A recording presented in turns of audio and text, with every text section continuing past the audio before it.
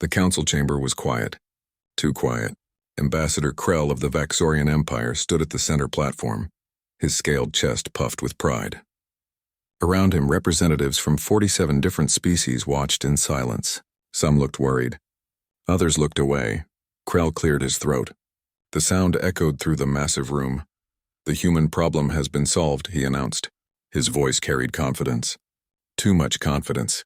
The Galactic Council had met on Nexus Prime, a station that floated between stars. It was neutral ground, a place where species came to talk, not fight. Today, though, something felt different. The air itself seemed heavy. A hologram flickered to life above Krell. It showed a planet. Green and blue. Beautiful. The words beneath it read, "New Perth, Human Colony." 2 million humans lived there, Krell continued. They were miners, farmers, weak creatures who thought they could claim what belongs to the Vaxorian Empire. The hologram changed. Now it showed destruction, cities burning, ships broken, bodies. A small voice came from the back of the chamber. It belonged to Ambassador Liu of Earth. She was human, small compared to most species in the room. She stood slowly. "How many?" she asked. Her voice was soft, but everyone heard it. Krell smiled. It was not a kind smile. 1.8 million casualties. The rest are our prisoners now. Liu did not move. She did not cry. She just stood there looking at Krell. Around the chamber, other ambassadors shifted in their seats. Some looked uncomfortable. The Vaxorians were a warrior race, strong, proud. Everyone knew it was foolish to make them angry. But humans were different. They were peaceful. They loved art and music. They talked instead of fought. Everyone knew this. The humans had not fought a real war in 200 years. "This is a message," Krell said. "To all species who think they can take what is ours, the Vaxorian Empire will not be challenged, especially not by soft creatures like humans." Liu took a step forward. The whole council watched her. "You have 48 hours, she said. Her voice was still soft, still calm. "Return our people. All of them. Return them alive and unharmed." Krell laughed. It was a loud, ugly sound. Other Vaxorians in the chamber joined him. "Or what?" Krell asked. "Will you write us a poem? Paint us a picture? You humans are weak. Pacifists. You have forgotten how to fight. If you ever knew how." Liu did not react to the laughter. She just kept staring at Krell. When she spoke again, her words were careful, precise. "We tried to forget what we were," she said. "We spent 2 centuries trying to forget. We built museums to remember our shame. We taught our children about the horrors we created. We promised ourselves never again." She paused. The chamber was silent now. "You have just reminded us," Liu said. 48 hours, Ambassador Krell. I suggest you use them wisely." Liu turned and walked out. The doors closed behind her with a soft sound. Krell turned to the other ambassadors. He spread his arms wide. "You see? Weak, they talk about museums and shame. The Vaxorian Empire fears nothing. Certainly not humans." But some of the ambassadors did not look convinced. The older ones, the ones who had lived longer, looked worried. One of them was Archivist Thelm. He was keeper of the council's history. He knew things others did not. As the council meeting ended, Thelm rushed to his office. His fingers moved quickly across his datapad. He searched for files. Old files. Files that had been sealed 200 years ago, sealed by humans themselves. The first file opened. Thelm read the title, World War I. He began reading. Then he opened another file. World War II, then another, the nuclear age. His eyes grew wider with each page. Humans had not always been peaceful. Not at all. Far away on Earth, Admiral Sarah Chen stood in a dark room. Around her were the leaders of humanity's military forces. They called it the War Council. It had not met in full for 200 years. The casualty report glowed on the screen in front of them. 1.8 million dead. 200,000 prisoners. The room was silent, completely silent. Then General Marcus Webb spoke.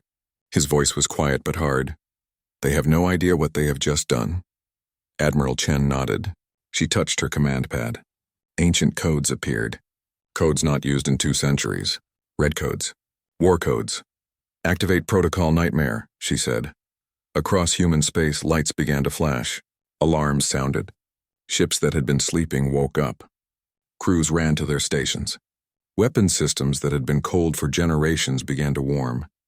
In orbit around 100 human worlds, space itself seemed to tear open. Slip space portals formed, and through them came ships. Thousands of ships. They were not pretty. They were not designed to look good. They were designed to do one thing: kill. The ships did not wait. They did not form up. They simply jumped again. This time toward Vaxorian space. On Nexus Prime, alarms began to sound. Station sensors detected the slip space signatures. Thousands of them, all heading in the same direction. A young officer ran to his commander. "Sir, we have multiple slip space events. Thousands of ships. They are human ships. All of them.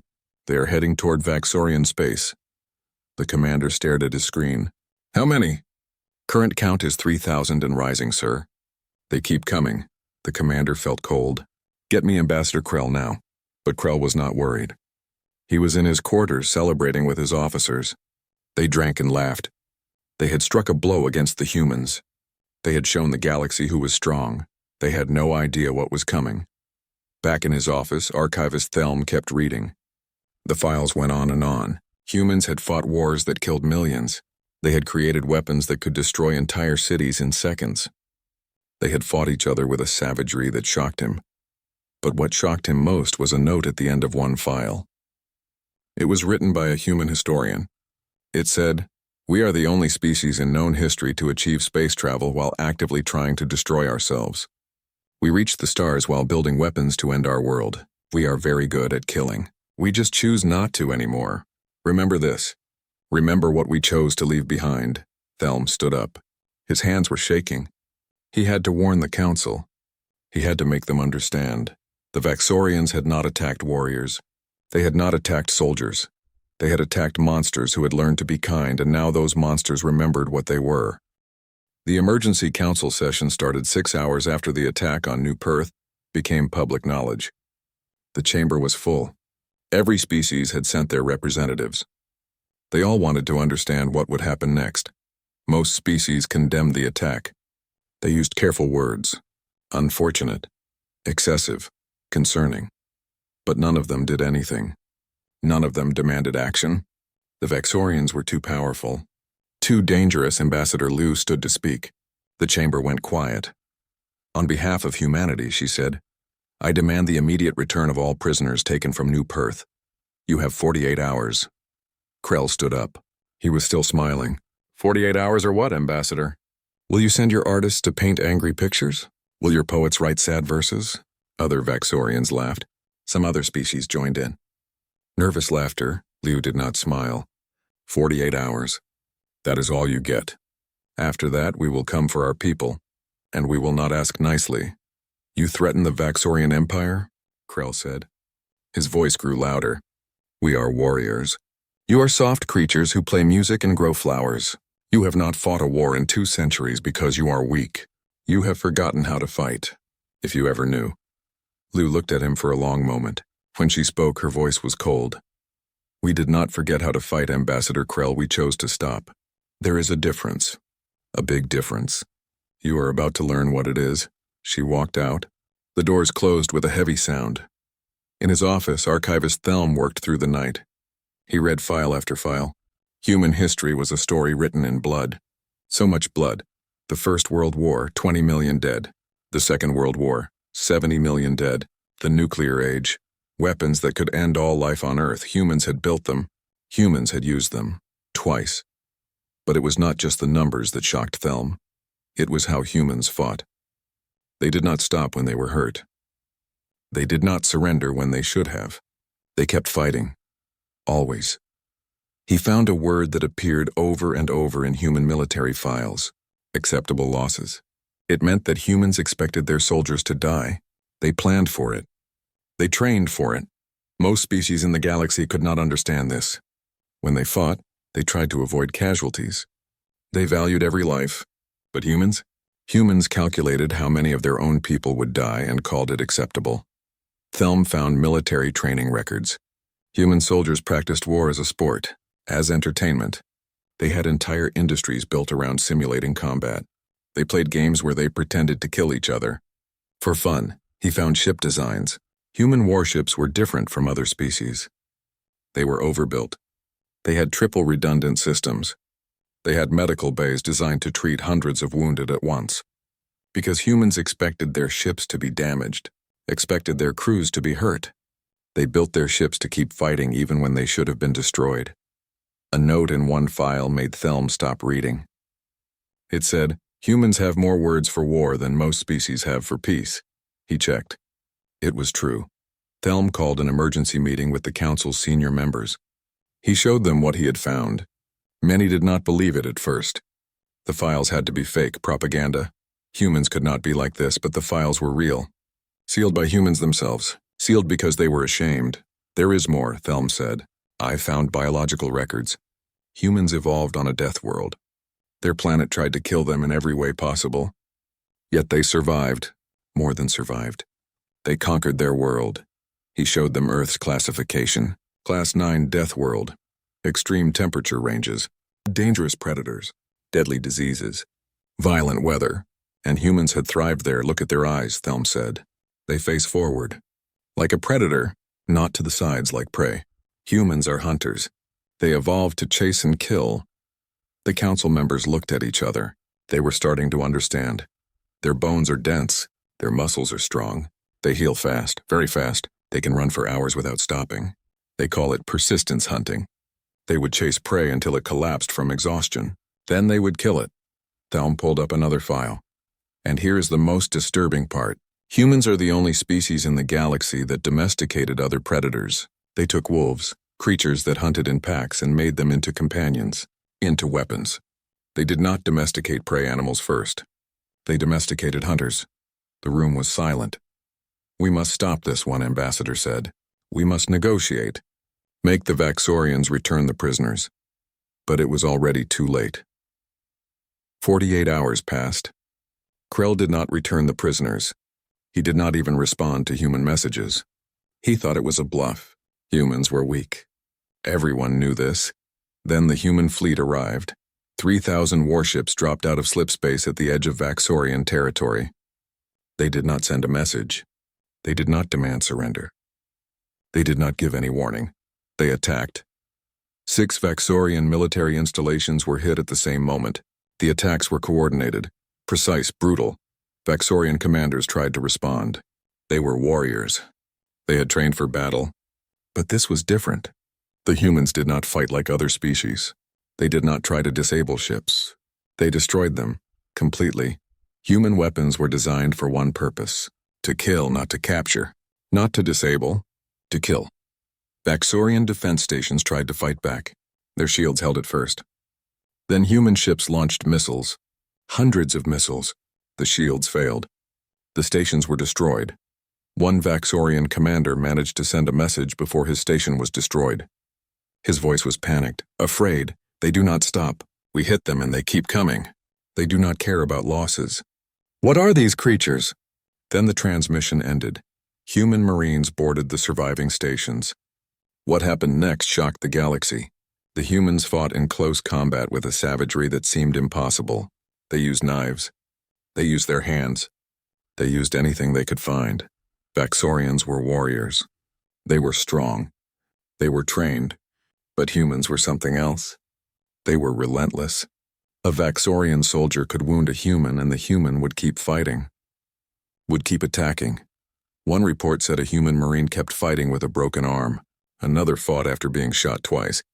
They did not stop until they won or died. The galaxy watched in horror. This was not war as they understood it. This was something primal, something ancient. During the battle, human ships broadcast something strange. Music. Old human music. It was loud and aggressive. Wagner, Holst's Mars. Sounds of war from Earth's bloody past. But worse than the music were the videos. Humans flooded Vaxorian communication networks with images. Images from Earth's history. Battles, wars, nuclear explosions. Cities destroyed, millions dead, and beneath the images was a message. The same message, repeated over and over. "This is what we did to ourselves. Imagine what we will do to you." Vaxorian soldiers began to fear. Real fear. They had thought humans were weak, soft. They were wrong. 3 days after the attack began, human special forces located the prison facility holding survivors from New Perth. The rescue mission was fast and violent. Every Vaxorian guard died. Every human prisoner was recovered. But what the humans found made them even angrier. The prisoners had been tortured, experimented on, treated like animals. Admiral Chen received the report. She broadcast a message across the galaxy. Her voice was cold, empty of emotion. There will be no mercy. There will be no surrender. There will be no forgiveness. The Vaxorian Empire attacked civilians. They tortured prisoners. They have shown us what they are. We will show them what we are. The war had just begun, and the Vaxorians were already losing. The war lasted 38 days. For the Vaxorian Empire, it felt like forever. Human forces moved through Vaxorian space like a storm. They hit military targets with terrifying precision. Bases, shipyards, command centers, all destroyed. What shocked the galaxy was how humans fought. They did not carpet bomb planets. They did not destroy cities. They did not hurt civilians. They only attacked military targets, but those attacks were devastating. Human ships used weapons other species thought were only theoretical. Kinetic bombardment, mass drivers, weapons that dropped metal rods from orbit. The rods fell at incredible speeds. When they hit, they released energy equal to nuclear weapons, but without the radiation.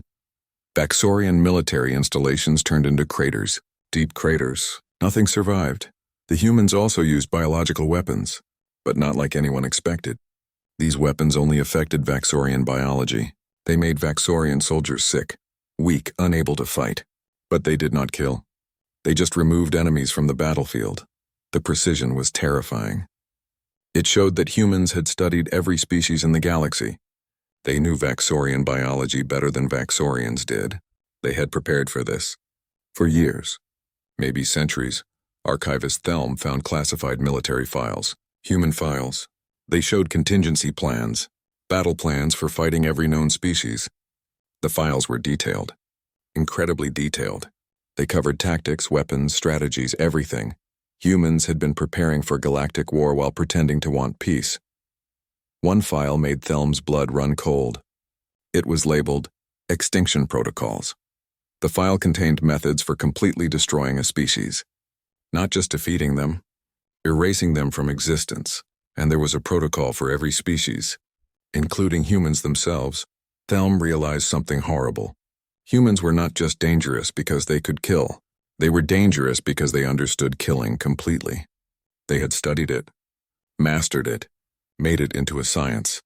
The Vaxorian military tried to adapt. They changed tactics. They tried surprise attacks, ambushes, nothing worked. Humans seemed to predict every move. A Vaxorian admiral sent a desperate message to his commanders. They know what we will do before we do it. It is like they have fought this war 1,000 times already. How is this possible? The answer was simple. Humans had fought this war 1,000 times, in simulations, in training, in games. They practiced war constantly. Even during peacetime. 3 Vaxorian fleets were destroyed in the first week, 5 more in the second week. By the third week, Vaxorian ships were running from human ships. Warriors were fleeing in terror. The Galactic Council met in emergency session. Many species wanted to help the Vaxorians. Others wanted to help humans. Most just wanted the war to stop. A coalition of neutral species sent a delegation to the human fleet. They wanted to negotiate peace. To find a middle ground, Admiral Chen agreed to meet them. She sat across from the delegation in her command ship. Around them, the war continued. Human ships kept attacking Vaxorian targets even as they talked. The lead negotiator was Ambassador Vrel of the Tanith Federation. He chose his words carefully.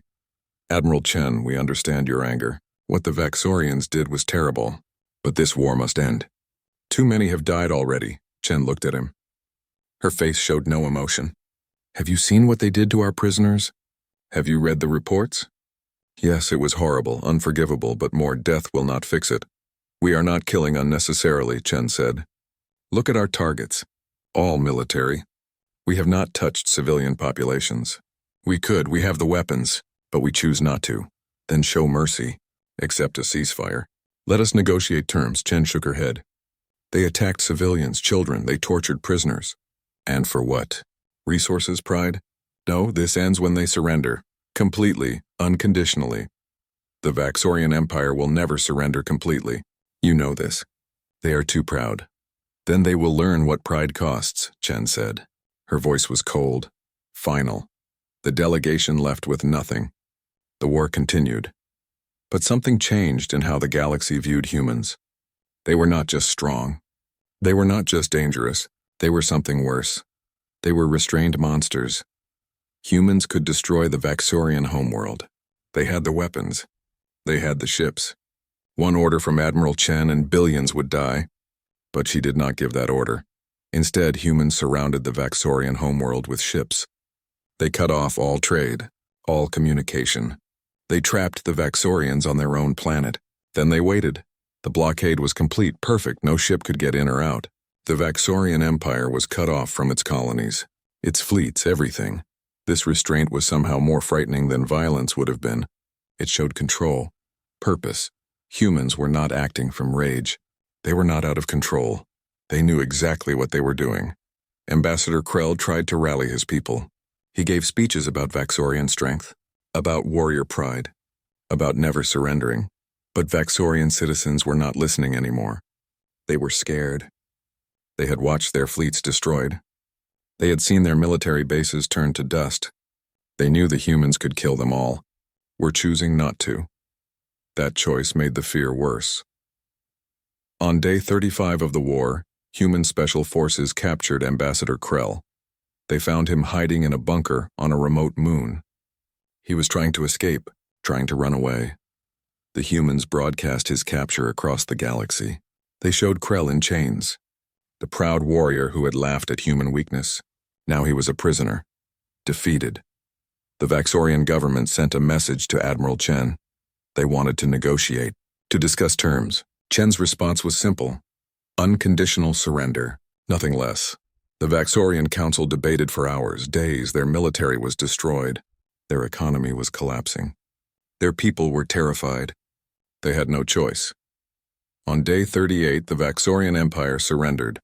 The surrender terms were harsh. Complete disarmament, war crime trials for those responsible, massive reparations to human victims, and a human military presence in Vaxorian space for the next 50 years. But the terms were not vindictive. Humans did not demand territory. They did not enslave Vaxorians. They did not destroy their culture. They just made sure it could never happen again. The galaxy watched in shock. In 38 days, humans had defeated one of the most powerful empires in known space. They had done it with precision and restraint. They had shown both overwhelming force and careful mercy. Archivist Thelm published his findings in a report called The Paradox of Terra. It became required reading across the galaxy. His conclusion was simple but terrifying. Humans are not dangerous because they are cruel. They are dangerous because they understand cruelty completely and choose to be kind. They are not dangerous because they are strong. They are dangerous because they know their strength and choose to be gentle. The most dangerous species is the one that learned to fear itself, and humans learned that lesson well. The galaxy had a new understanding. Humans were the apex predator, the top of the food chain, and everyone else was prey, but prey that humans chose to protect. As long as no one made them remember what they were, the Vaxorians had made them remember, and they had paid a terrible price for it. The trial of Ambassador Krell and the Vaxorian War Council began 3 months after the surrender. The galaxy watched. Every species sent observers. This would set a precedent, show what justice looked like in the new order. The trial was held on Earth in The Hague, an ancient city with a long history of seeking justice. Krell stood in a courtroom surrounded by screens showing evidence. Video from New Perth, medical reports from tortured prisoners, messages he had sent ordering the attacks. What surprised the galaxy was how fair the trial was. Krell had lawyers, good lawyers, human lawyers who defended him with skill. He was allowed to speak, to present his defense, to question witnesses. The trial lasted 6 weeks. Evidence was presented carefully, methodically. Nothing was rushed. Nothing was assumed. Survivors from New Perth testified. They described what happened, how Vaxorian ships had appeared without warning, how they had bombed cities, how they had taken prisoners, how they had hurt them. One survivor was a young woman named Sarah. She was 19 years old. She had lost her entire family in the attack. When she testified, the courtroom was silent. They came at night, she said. Her voice was quiet but steady. We were sleeping. We heard explosions. By the time we understood what was happening, it was too late. My mother died in the first attack. My father and brother died trying to help others escape. I was captured, taken to a facility. They did experiments on us. Hurt us. We were just people. Just civilians. Why did they hate us so much? Krell listened. His face showed no emotion. When it was his turn to speak, he stood tall. I did what I thought was necessary, he said. The Vaxorian Empire needed those resources. Humans were in our way. In war, there are always casualties. I regret nothing. The judges deliberated for 3 days. When they returned, their verdict was unanimous. Guilty on all charges, war crimes, crimes against sentient beings, ordering the torture of prisoners. The sentence was life imprisonment. No chance of parole. Krell would spend the rest of his life in a human prison facility. Before he was taken away, Krell was allowed to make a final statement. He looked at the cameras, at the galaxy watching. We thought you were weak because you valued peace, he said. We thought your kindness was cowardice. Your mercy was weakness. We were fools. You are not weak. You are the most dangerous species in the galaxy. You just choose not to be monsters. I wish we had understood this sooner. They led him away. The trial was over. The Galactic Council met to discuss what came next. The war had changed everything. Old alliances were questioned. Old assumptions were destroyed. The galaxy needed a new order. Ambassador Liu addressed the council. She stood where Krell had stood months before, where he had announced his attack on New Perth, where he had laughed at human weakness. What happened to New Perth must never happen again, she said. Not to humans. Not to any species. We have seen what happens when the strong prey on the weak, when warriors attack civilians. It ends in horror, she paused. Every ambassador was listening. Humanity offers to serve as peacekeepers for this council. We will protect the weak. We will stop aggressors. We will enforce galactic law. Not because we want power, but because we remember what it costs when no one does. The vote was unanimous. Every species agreed. Some because they believed in human justice, some because they were afraid of human power, but all agreed. Humanity became the galaxy's peacekeepers, its enforcers, its protectors. The new motto for the Galactic Council was simple. Just 2 words, but everyone understood what they meant. Never again. Archivist Thelm continued his research. He wanted to understand humans completely. His report, The Paradox of Terra, had made him famous. Now he wanted to go deeper. He spent months interviewing humans, soldiers, civilians, leaders, artists. He wanted to understand how one species could be so dangerous and so kind at the same time. One conversation stayed with him. It was with an old human soldier named James.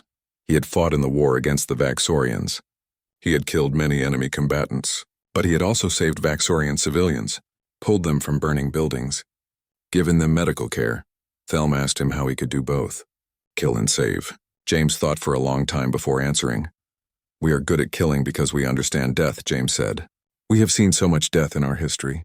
We know what it looks like, what it costs. That knowledge makes us dangerous, but it also makes us careful. We know the value of life because we have taken so much of it, from each other, from ourselves. Other species fear death, he continued. We understand it. We have made peace with it. That makes us dangerous, but it also makes us the ones who should be peacekeepers, because we know the cost. Really know it. Thelm included this in his final report. It helped explain the paradox. Humans were not dangerous despite their kindness. They were dangerous because of it. Because they chose kindness while understanding cruelty. Because they chose peace while mastering war. The galaxy learned other things about humans. Strange things that explained their nature. Humans were persistence hunters. They would chase prey for days, for weeks, until the prey collapsed from exhaustion. Then they would kill it. This trait remained. When humans decided to do something, they did not stop. They could not stop. It was in their nature. Human endurance was legendary. They could run farther than most species, fight longer, survive worse injuries. Their bodies healed fast. Their minds adapted quickly. They were built to survive, But most frightening was human bonding. When humans formed connections, those connections were powerful, unbreakable. A human would die for their friends, their family, their comrades. This loyalty made them predictable in some ways, but it also made them terrifying, because an enemy who would die to protect their people was an enemy who would never surrender. The galaxy also learned about human history, about the wars they had fought, about the weapons they had created, about how close they had come to destroying themselves.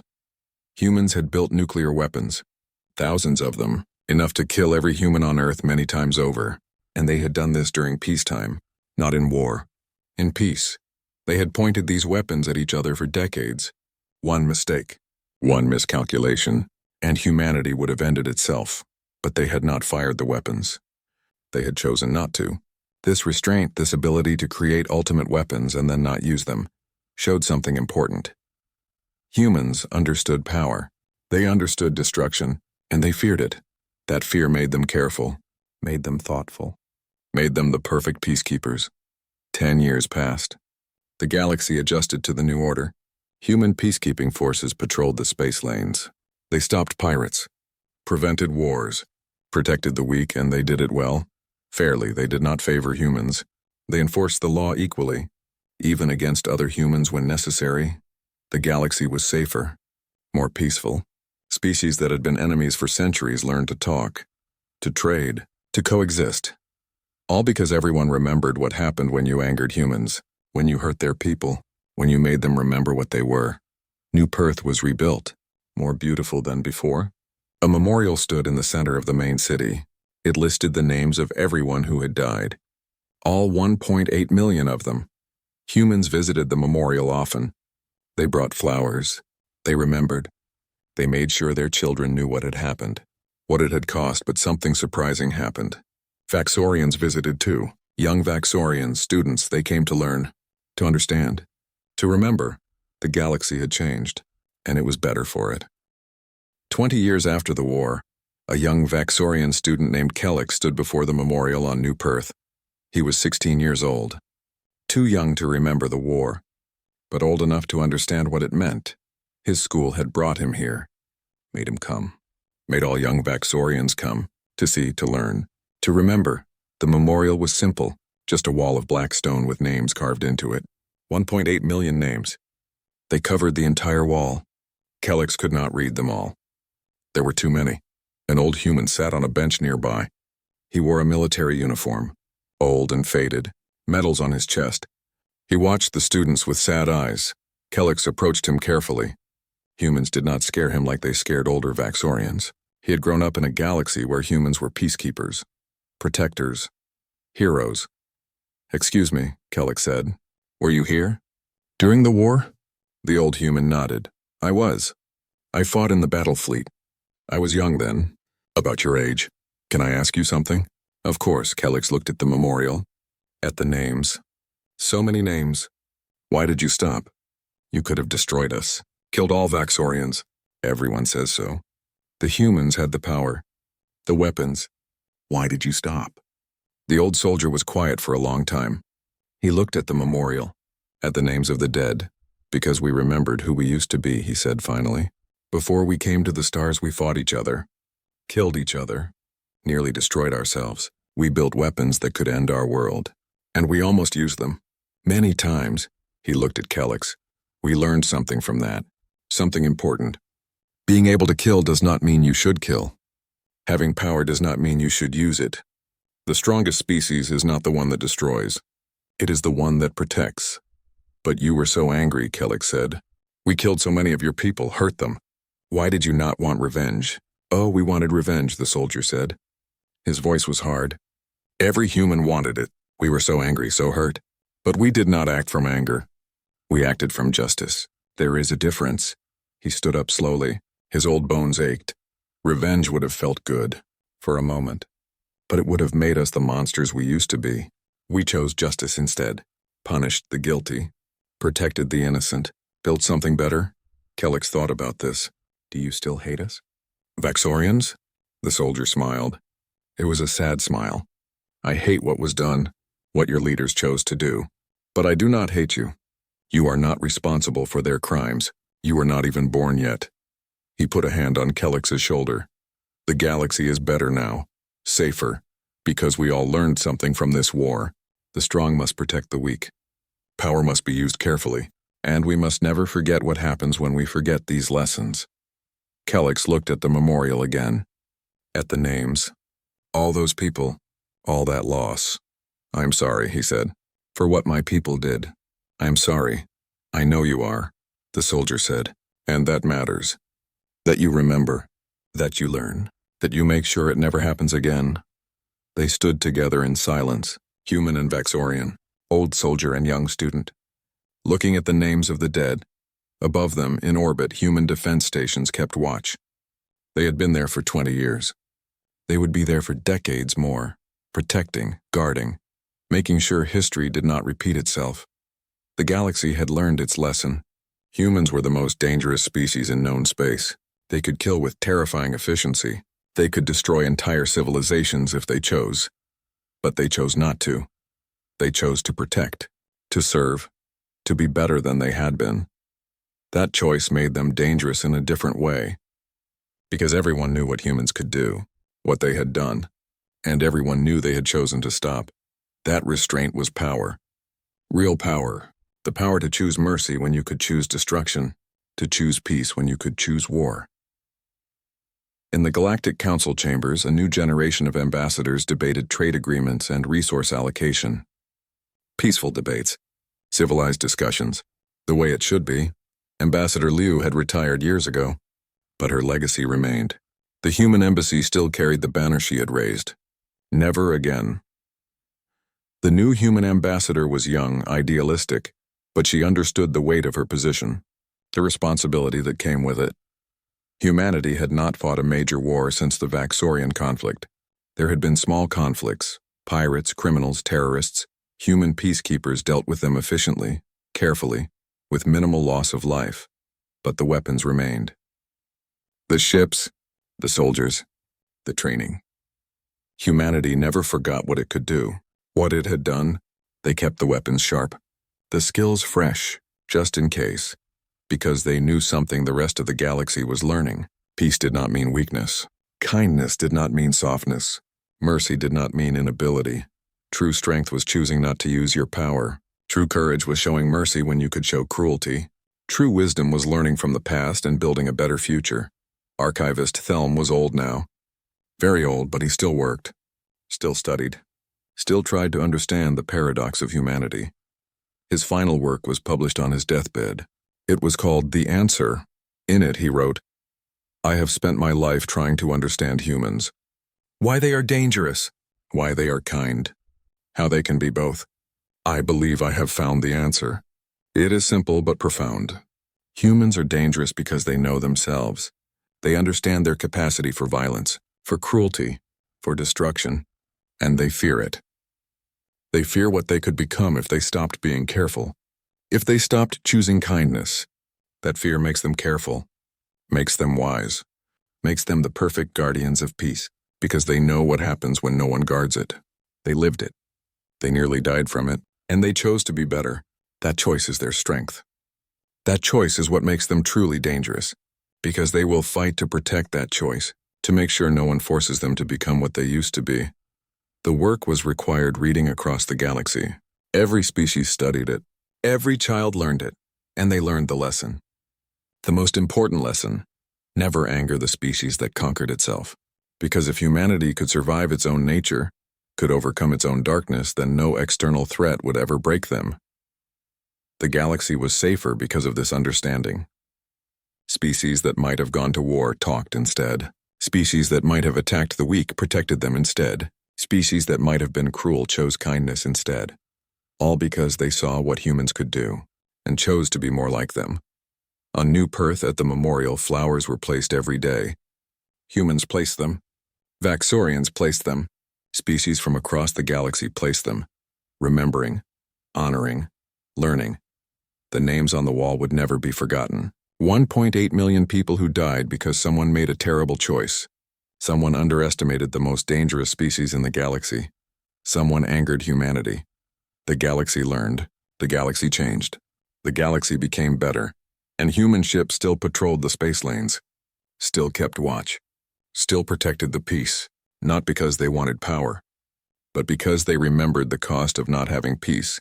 They had paid that cost in full. Many times over, they would never let anyone pay it again. That was the promise. That was the duty. That was the burden of being the most dangerous species in the galaxy. And humanity carried it willingly, because they knew something the rest of the galaxy was still learning. The strong protect the weak. The powerful show mercy. The dangerous choose peace always.